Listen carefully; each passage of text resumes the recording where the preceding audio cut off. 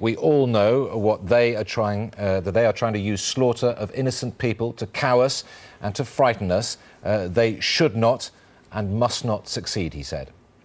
Well, now back to our political editor, Nick Robinson, who's outside Downing Street, where Tony Blair made that statement just a few minutes ago. Nick. Andrea, I was struck as I was hearing the Prime Minister then by the conversation I had when I first began this job as political editor. I spoke to a close advisor of the Prime Minister and said, what do I need to know? He said, what you need to know is the absolutely alarming nature of the warnings that come in day after day across the Prime Minister's desk about what might happen here, about what terrorists want to do. Now, that was almost 3 years ago. I think ever since then, ever since September the 11th, the Prime Minister has lived in his mind with the possibility, the likelihood, perhaps even the inevitability, that there would be a day like this and that he would have to make a statement like the statement that he's just made. As I was saying before we heard his words, he's also, of course, lived through it, through the experiences of Madrid and the experiences of New York and Washington. He's lived through it by talking to his friends George Bush and Jose Maria Aznar, political allies who've gone through similar experiences. So in a sense, that was a speech clearly written in the shock of what he's heard today, but a speech written in his head in recent months and recent years, as he's tried to think, what would we do? How would we react? Today he knows. Indeed, today is our day. Nick Robinson of Downing Street, thank you very much. A reminder now of the latest developments this evening. More than 30 commuters have died after 4 explosions in the London rush hour. The police have confirmed at least 33 people have been killed in the blasts. All the confirmed dead died during the explosions in the Underground. An explosion also ripped through a bus at Tavistock Square. Police say they don't know how many people died in that blast. The highest number of deaths, 21, were on an Underground train travelling from King's Cross to Russell Square station. 7 people were killed by the explosion in a tunnel near Liverpool Street. And 5 people died at Edgware Road in northwest London. Police say they received no warning before the attack. Security experts say it has all the hallmarks of the Al-Qaeda network. But Tony Blair has described the explosions as a tragic and terrible atrocity. And a special emergency number has been issued for the people worried about relatives. It is 0870 1566 344. That is 0870 0870 1566 344. Well, Glenn Goodman is at St Mary's Hospital in Paddington for us now. St Mary's Hospital, Glenn, just not too far away from Edgware Road, where one of the explosions took place, claiming 5 lives. I believe a lot of the injured were taken to Paddington, taken to St Mary's, rather. That's right. That's right. St Mary's is only a few hundred yards away from Edgware Road Station. The emergency teams here were alerted around about the time that the Edgware Road blast happened. They've got a system of emergency text messages, so they were texted and they were able to prepare their emergency teams for the injured people who were going to come. In fact, it was about 40 minutes before the first injured people arrived here. Obviously, it took the emergency services a while to get people out of Edgware Road Station amongst all the confusion.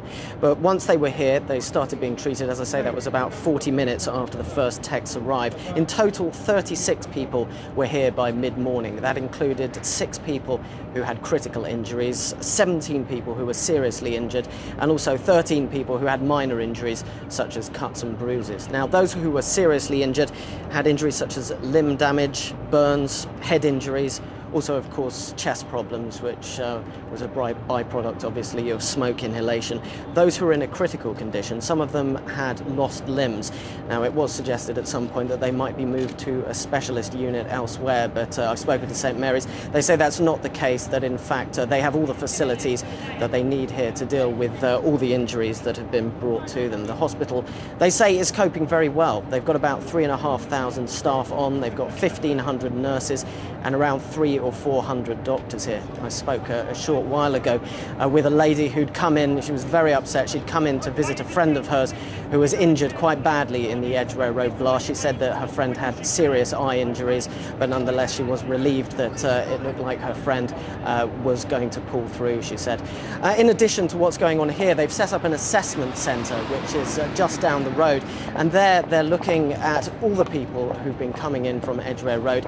Doctors and nurses are there. They're looking at people, checking them out, and those that they consider need hospital treatment, they've been sending them over here to St Mary's. OK, Glenn, thank you very much indeed. We're joined in the studio now by Middle East correspondent Julian Mannion. And Julian, you of course have a long experience of reporting the aftermath of terrorist attacks around the world. What do you deduce from the information that you've managed to gather today? Well, I think the Prime Minister himself is pointing the finger fairly firmly in the direction where we've been speculating all day. It's, of course, too early to say specifically who did this. But what we seem to be dealing with is an attack by what is commonly known as the Al-Qaeda network.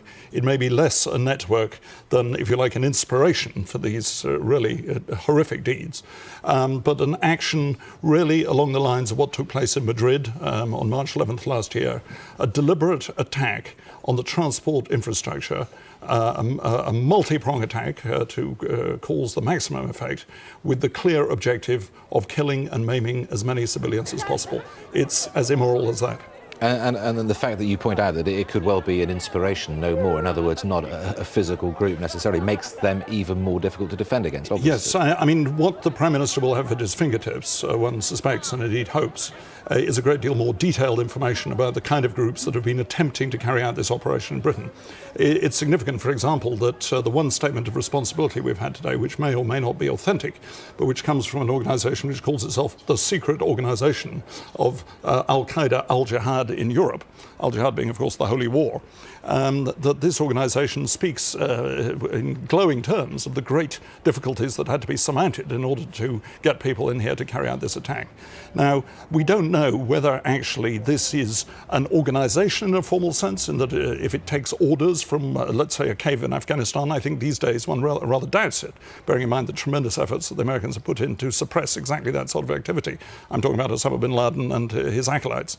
What we are dealing with, quite clearly, is a cause that shares common goals, a cause that has a common modus operandi, if I can put it this way.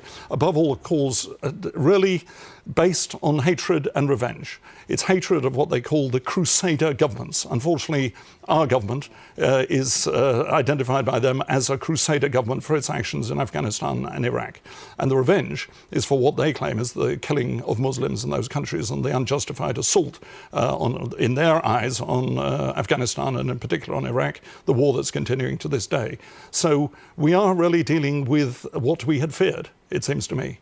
We're dealing with something which is well implanted, albeit in small numbers, quite likely in somewhere within the Muslim community in this country, just as well as it was implanted inside the Muslim community in Spain and in other countries that have suffered these terrible disasters.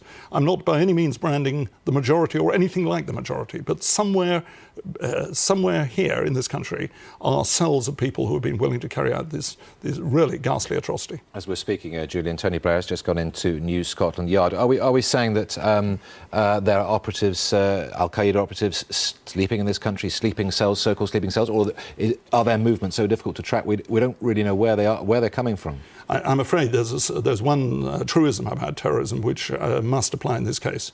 It is not a simple matter, particularly with the security forces doing everything they possibly can to prevent this. It is not a simple matter even to assemble the number of people and the relatively small quantities of explosive that would be needed to carry out this attack and to do it in the coordinated fashion that they appear to have shown today. We are dealing with an international organisation or an international cause, let me put it that way, which has its tentacles somewhere inside Britain. You, of course, have seen the aftermath of evidence of suicide bombers. Would you say, looking at the pictures we've seen today of the bus, for example, is that consistent with a suicide bomber? Horrifically terribly consistent, I'm afraid to say. I mean, when I saw the picture of this bus, you know, I've covered quite a few suicide bus bombings, as they are glibly known in Israel, and it really could have been just a flashback to what I've seen on those occasions. We don't, of course, know. There is some speculation that this particular bomber on the bus may have been carrying the bomb somewhere else, or alternatively that it may have been a bomb that was placed there and then set off by remote control. We simply don't know. What we do know is the effect. The effect is what we've seen in Israel and indeed in other places when this horrific technique, which is aimed, let's call it by its name, it's aimed at murdering the maximum possible number of civilians in the easiest possible way for this deeply cynical and, one must say, wicked group of people. Because of the kind of groups and the kind of people that you've been describing carrying out these kind of atrocities, it is difficult for the security services to track them, as we've already discussed. But they do that sometimes by the websites, by chatter. Is that what MI5, MI6 will be doing on a daily basis here in this country? Well, I mean, you can take that as read. The surveillance of websites, and I mean, one rather suspects there's a sort of war, a secret war of the websites going on, to which we're not privy of the real mechanics.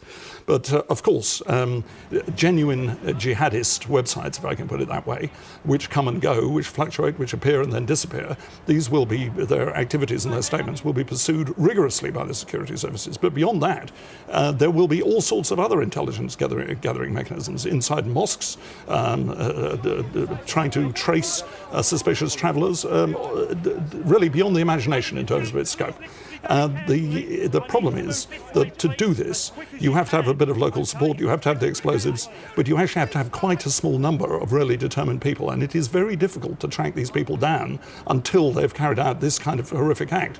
If the statement, today's statement by this jihadist group is genuine, they themselves point out how difficult it was.